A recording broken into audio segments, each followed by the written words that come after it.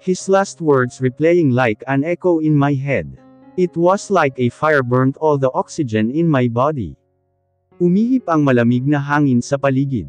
The humidity of my heart increases rapidly. Gustong bamuka ng mga labi ko, para tuluyan ng tudukan ang mainit nilang usapan.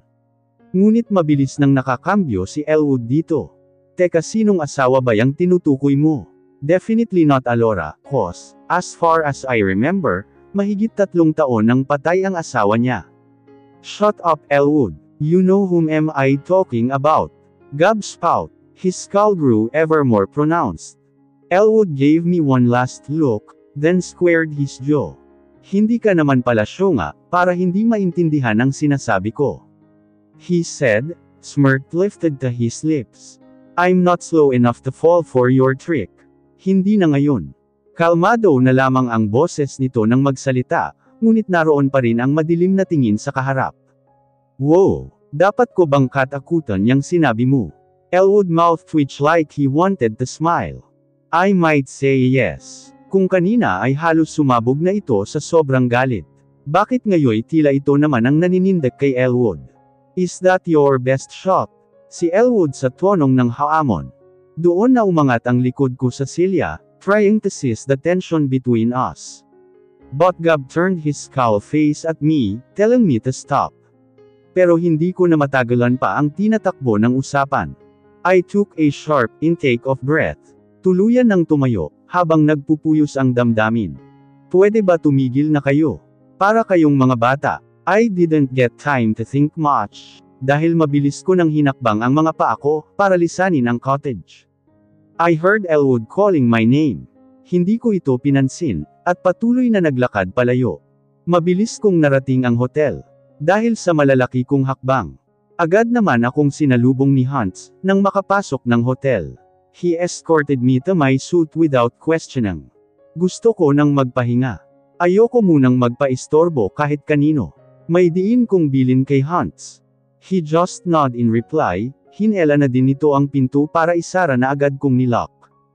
Diretso na ako sa aking silid, at doon binagsak ang katawan sa malambot na kama. Pumikit ako para ibsan ang bumabangon emosyon sa aking puso.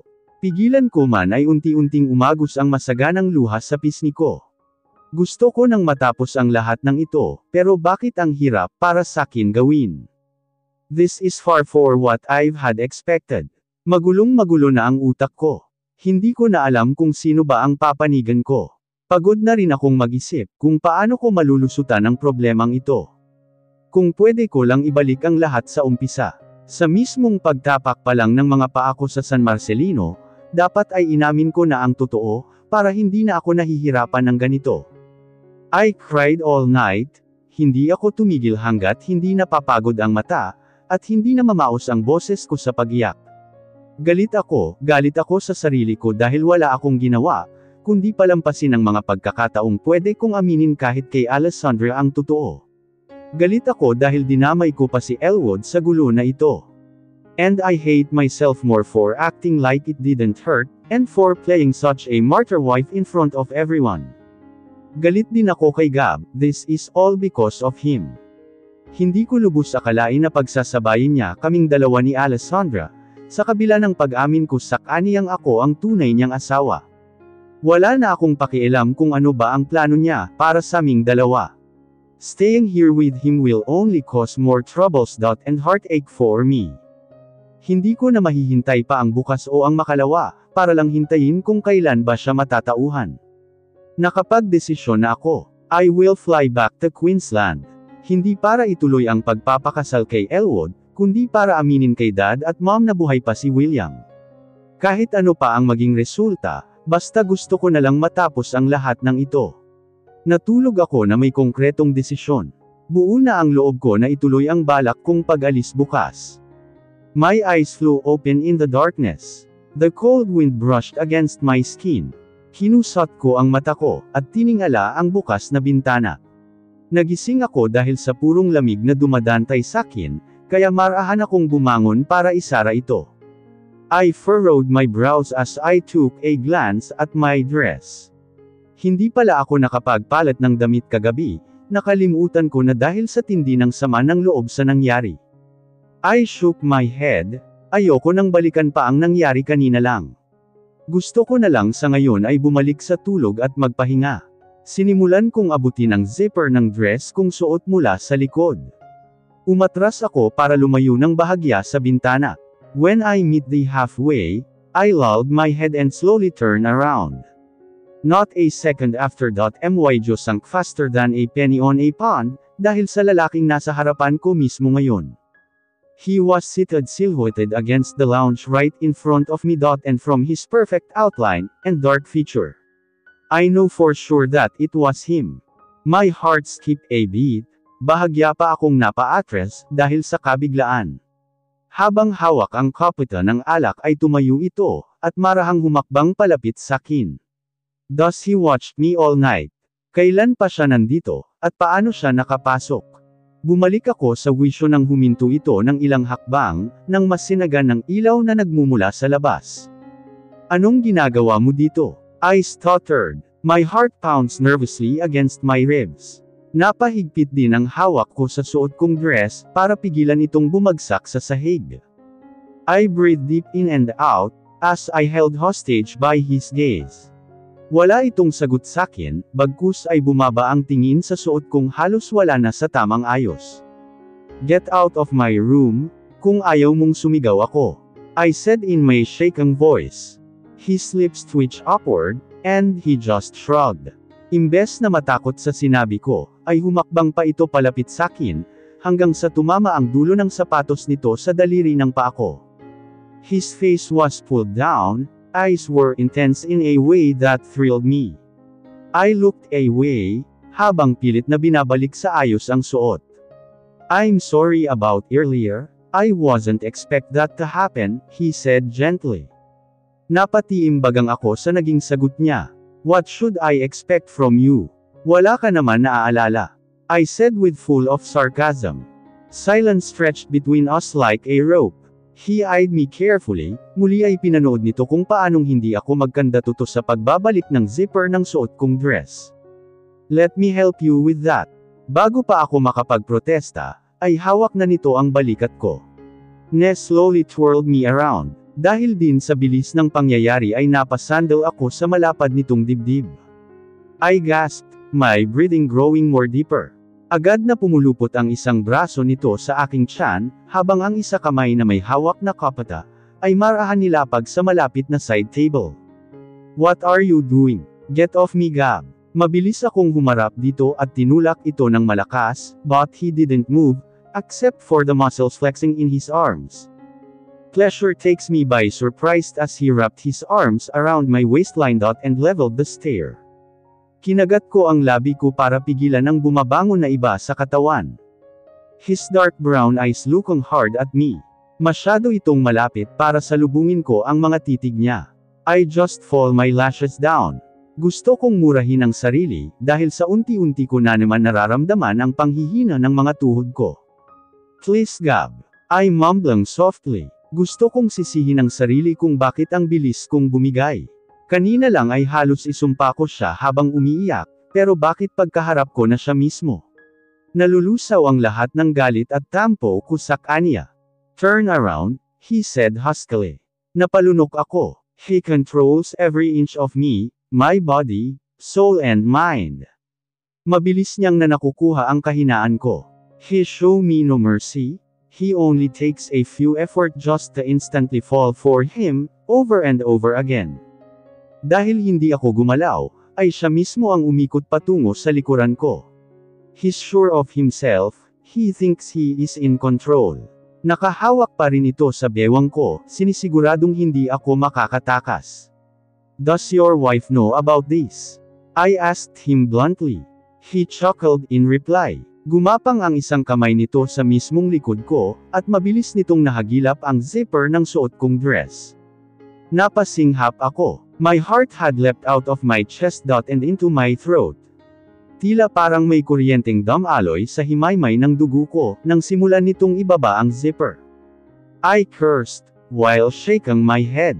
His fingertips was on flame, tila masyadong nakakapaso at nakakatupok. My mind unable to process so fast. Batid kung wala akong takas. Gab, pigil ko, pero ang totoo, mismong sarili ko ang nais kong pigilan. Don't ask me to stop Alora, cause I can't, he whispered and kissed the sensitive skin behind my ear. Napakagat ako ng mariin sa labi, nang tuluyan ng bumagsak sa sahig ang suot kong dress. Mas lalong gustong bumagsak ng mga tuhod ko sa labis na kaba. Please Gab enough, ay pantang. Pero tila bingi ito sa pagsusumamo ko. He planted a kiss on my shoulder. His hand alights on my face moving down past my lips. Gab I utter softly. My brain was already on fire, hindi ko na kaya pang pigilan. Hinawakan ko ang palapulsohan nito, para doon kumuha ng iba yung lakas. He exhaled softly on my neck pulling me closer to him. Give me a minute, no, an hour maybe. Agad na umakyat ang init sa magkabila kong pisngi, dahil sa pananabik sa kanyang sinabi. I took a steadying breath and tried to relax my nerves but I couldn't help it. Hindi ko na yata kaya pang pahabain ang pisi ko. I turned around without really thinking and started to unbutton his shirt. Mabilis at tila may hinahabol ako kung kumilos. He leaned down on me. Napa-atres pa ito, dahil sa kapusukan ko. He clenched his teeth while I worked my way to his suit. Tumangala ito at kinagat ng mariin ang ibabang labi, na tila may gusto pang sabihin. Ilang sandali pa ay tumambad na sakin ang malapad nitong dibdib. I licked my lower lip as I admire how strong and sexy his shoulder is. I don't remember feeling this way with any other man. Yung tipong handa akong magpakulong sa mga bisig nito anumang oras. Alora, aniya sa napapaos na boses. Halos habulin ko ang paghinga ko sa pagmamadaling hanapin ang sinturon nito, at ako na mismo ang nagtanggal nito para tuluyan ng haburin ang kanyang pantalon. His arm was wrapped firmly around my waist, eyes were locked onto mine so intensely. Our breaths rise in visible puffs and though there is a soft wind we are warm with one another. You made me go crazy. You're running through my mind, in every second of every minute of my life. Pinipilit ko Alora, pinipilit kong pigilan, just because I already made a promise to love her completely with all my heart, but why I couldn't. Tell me. His voice was full of rage. My heart twisted, nanlambot din ang dalawang tuhod ko sa narinig. Alam kong nakapagdesisyon na siya, at si Alessandra ang pinili niya. Hindi ka dapat nandito, I said in my weakened voice. Hindi ko alam kung hanggang kailan ko pa kayang panindigan ang desisyon ko. Whenever you're around I just can't think straight. You are ruining me, you just did and still you are the only flame I will ever need. Walang pasabi nitong hinela ako palapit sa kanya. His hand found my rear and rubbed me against him. His body was electrifying and addictive. Hindi ko mapigil ang magpakawala ng mahinang ng boses. Nang mas pisilin at haplusan nito ang likod ko. You're so beautiful Alora, he said huskily. I didn't mind answering his statement. I just wanted him to kiss me. Just kiss me, I command. Lumayo ito para salubungin ang mga titig ko. I leaned my head back to gaze into his warm, dark eyes. Halos himatayan ako dahil huling-huli niya kung paano pamulaanan ang dalawang pisngi ko, habang naghahabol ng hininga. Please, give a memory that I really deserve, he said in between his rapidly breathing. He stroked my face. His touch now was slow, sensual that caused me to quiver with anticipation. Wala akong nasabi isa man, buong akala ko ay handa na siyang bumuo ng bagong alaala kasama si Alessandra, pero ano itong hininiling niya sakin? Please, he whispered softer and warmer. He lowered his head and kissed me gently, nibbled my lips and sweeping my mouth so languidly and softly.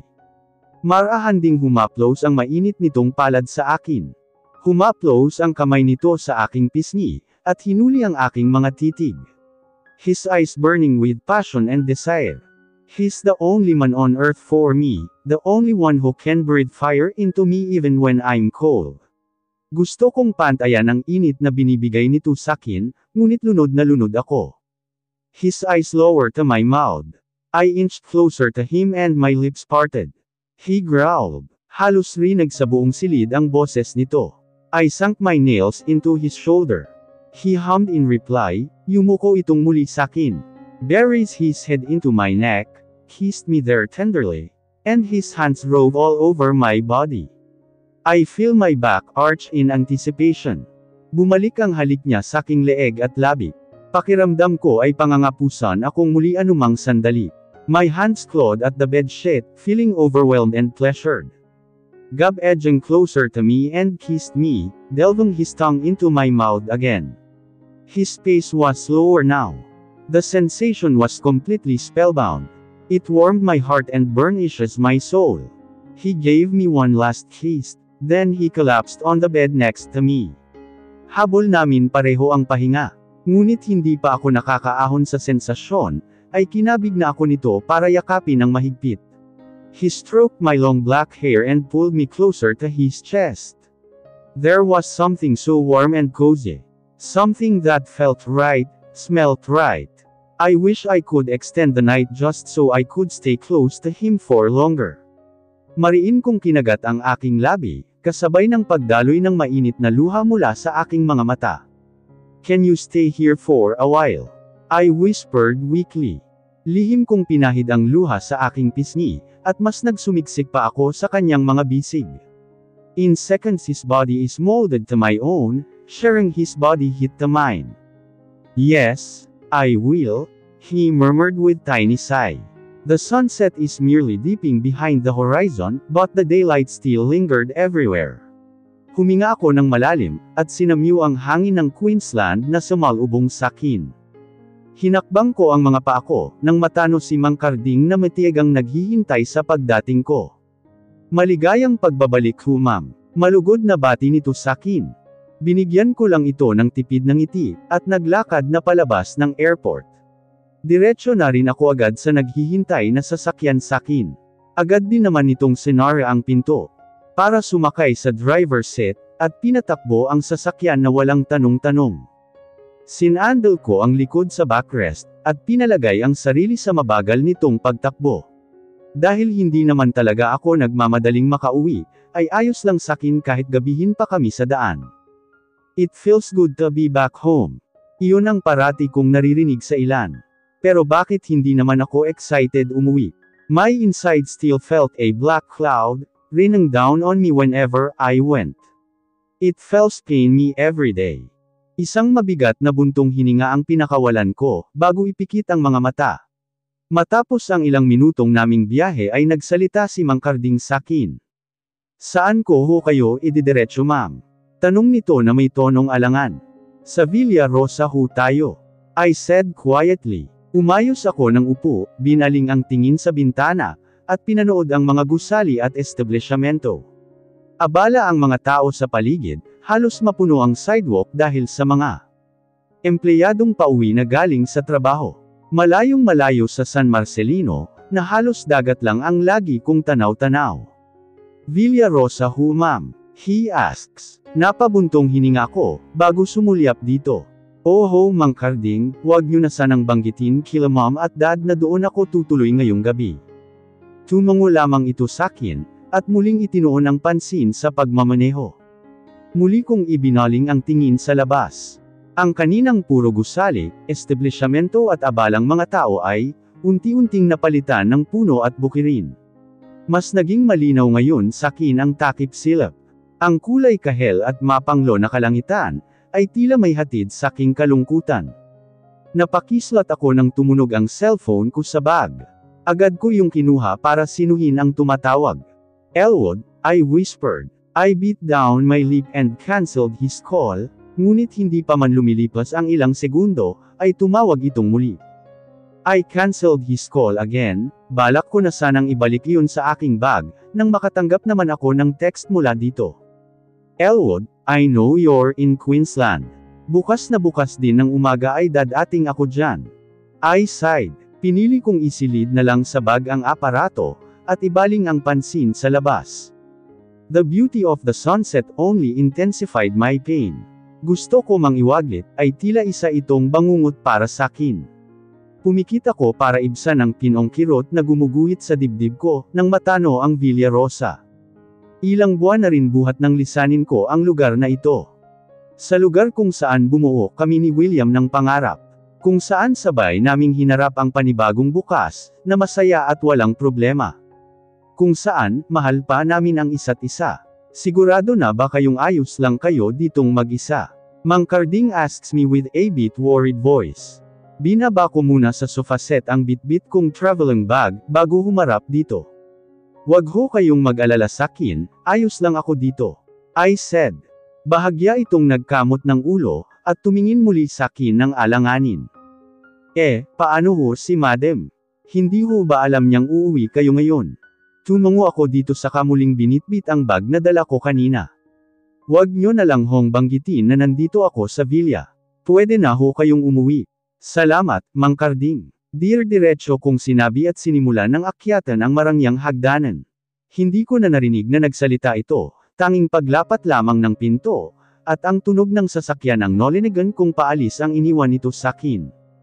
Tahimik akong tumuloy sa silid na ilang buwan ko ring nilisan. Gaya ng dati uuwi akong mag-isa. I was completely alone. My mind, body and my soul was devastated. I slowly laid my back against the bed, and snuggled into the soft and warm eiderdown duvet. Gusto ko mang ipikit ang mata ko para matulog. Pero hindi ko magawa. This pain eats me alive. Swallowing me whole with full of despair. Unti-unti ay tumulo ang luhang tila hindi maubos-ubos. I cried slowly, and the soft hum of my voice echoing throughout the empty room. Hindi ko alam kung hanggang kailan ko pa kayang indahin ang sakit. Kung hanggang saan ko pa kayang tatagan ang loob sa mga pagsubok. Tulad ng dati natulog akong basa ng luha ang mga mata. The lines of glares that shot for my eyelids awake me. Hindi na ako nagbabad sa kama, mabilis na din akong bumangon, at sinimula ng umaga na may sigla. I cook for myself and eat alone. Hindi naman mahirap bumalik sa dati kong routine. Tutal ilang taon ko na itong ginagawa simula nang mawala si William. Plano kong mag-general cleaning ng buong kabahayan ngayon. Dahil mula nang umalis ako, ay pinagbakasyon ko muna ang mga kasambahay ko dito sa villa. Kung dati ay halos hindi ako mapapahawak ng walis at tambo, kahit pa vacuum cleaner, ngayon ay medyo gamay ko na itong gamitin, dahil sa ilang buwan kong pamamasukan kila Alessandra. Maluwang ang ngiting pinagmasdan ko ang magandang resulta ng ilang oras kong paglilinis. Pasado 2:00 na ng hapon, nang matapos ako sa paglilinis ng unang palapag.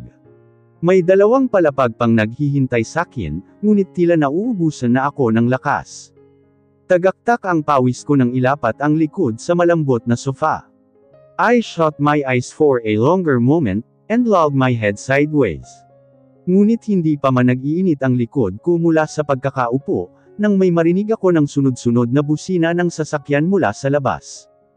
I shook my head. Sigurado akong si Elwood ang dumating. Nauna na nitong sinabi na uuwi siya ngayon dito. Hindi na ako nag-abalang magpalit ng damit, tutal maliligo na rin naman ako pagkatapos ko itong patuluyin. Wearing my spaghetti strap top and short, ay tuluyan na akong lumabas ng garahe, para diretsyo nang buksan ang malaking gate. Ganoon na lang kumunat ang noo ko, nang hindi pamilyar na sasakyan ang bumungad sakin. It was a black Montero Sport, sadyang tinted ang salamin nito, kaya hindi ko makilala ang lula nito. I hesitantly stepped back, and tightened my grip on the gate as waited for someone to arrive. Pinatay nito ang makina, at ilang sandali pa ay bumukas ang front door, na lula ng pinakahuling taong hindi ko inaasahang makita dito, Mark. Napa-atras ako na bakas ang gulat sa mga mata. Mark take off his sunglasses and look at me with his dark hollow eyes. Pwede ba kitang makausap? He said. Wala sa loob na tumango ako dito, at inayang pumasok sa loob ng villa. Hindi ko alam ang dahilan ng kanyang pagparito, pero sigurado akong may kinalaman ito kay Gab at Alessandra. I decided to change my clothes and wore a black t-shirt and white walking short. Bumaba ako at diretsyong tinungo ang kusina, para gawa ito ng maiinom. Magmeryenda ka muna. I offer him a slice of cake and an orange juice. Thanks, he replied. Hindi ito nag-atubili at tahimik na samubo ng maliit na piraso, minuya ng ilang beses bago piniling inumin ang juice sa long glass. Kumibot ang labi ko habang pinagmamasdan itong tila may malalim na iniisip. Paano mo pala nalaman itong bahay ko? I started. Yumuko ako dahil ayokong salubungin ang mga titig nito, na alam kong puno ng suspecha. I've been there before, kasama si Gab, he answered without hesitation. My lips form into a gape. It takes me a second for the new revelation to sink in. Agad ding umangat ang likod ko mula sa pagkakaupo and I looked at him with my furrowed brows. Anong ibig mong sabihin? Mabilis na ipon ang pawis sa noo ko, habang nakatitig dito. When he remember a few things about his past 3 years ago, dito kami unang pumunta, pero walang tao, aniya matapos magkibot balikat. Napalunok ako. My breaths came in sharp pants. Parang gustong sumabog ng puso ko dahil sa nalaman. He knew from the very first that he had an amnesia. Alessandra also knew about his condition. Hindi naman namin nilihim ito kay Mom. Sandali itong tumigil at muling sinimsam ang juice sa baso. Habang ako ay pigil pa rin ang paghinga sa mga susunod niyang sasabihin. We also went to the municipality of Queensland. Nag-report kami doon about sa kanyang kondisyon. And we heard may malaking pabuya kung sino man ang makakahanap sa kanya. But apparently, he paused. Muli akong napalunok. Mas pegal pa lalo ang paglabas ng hangin mula sa dibdib. Your mom, he said slowly. Bumagsak ang mga balikat ko sa sunod pa nitong mga sinabi. Red hot tears running down my face, and the muscles of my chin trembles. Parang gusto kong magwala sa galit, dahil hindi ko matanggap ang kanyang sinabi. No, she can't do this to us. She can't. I sobbed. Pilit kong kinukumbinse ang sarili, na hindi totoo ang kanyang sinabi. Gab really wants to remember his past. Hindi lang para sarili kundi para sa iyo. But unfortunately, hindi naging madali para sa kaniyang talikuran ang lahat, lalo na wala siyang maalala, Mark added with a hint of seriousness. Umiling-iling ako dito. Hindi ko na yata kaya pang tanggapin ang kanyang mga paliwanag. Malinaw na sakin ang lahat. Pinigilan ni Mommy ang pagbabalik ni William sa buhay ko. Minanipula nito ang batas, maging ang pabuyang nakalaan para mahanap si William, ay mas pinatungan niya ng mas malaking halaga para hindi lumabas ang katotohanang buhay pa ito. What she did doesn't hurt me. What hurts is she lied to me. Hanggang kailan ba niyang mamanipulahin ang buhay ko? I can forgive almost anything but this is too much. Bakit mo sinasabi ang lahat ng ito? I said with my shaky voice. Pinahid ko ang mga luhang pamatak. At pilit na kinakalma ang sarili. Dahil gusto ko si Gab para sa kapatid ko. Nakita ko kung paano niya inalagaan si Alessandra sa maikling panahon. He married my sister despite his condition. Alam kong natutunan na din niyang mahalin si Alessandra, at iyon ang gusto kong manatiling alaala niya sa ngayon. And besides mukhang hindi boto ang mommy mo sa relasyon ninyo ng dating Gab, he clearly enunciate. Samandal ang likod nito sa backrest. Ako ngayon ang sinusuri ng tingin, at hinihintay ang ibabalik ko. He's my husband, I said with finality. He cast his gaze onto the floor and eyes darkened. He glanced back up with a silly smirk on his face. You are, aniya sa tonong ng iinsulto. I shifted on my seat, hand clasped into a fist. I want to punch him in the face for real. Pero pinili ko pa ring pakiharapan ito ng maayos.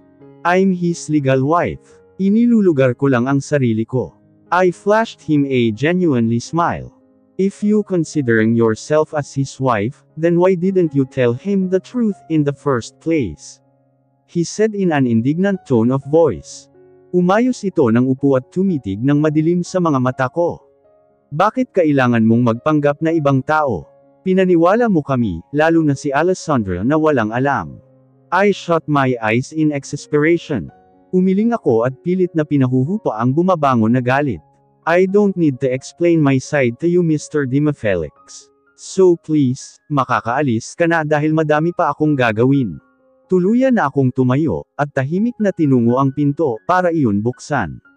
Wala na itong nagawa pa kundi ang tumayo, ngunit bago ito lumabas ay tumigil ito mismo sa aking harapan.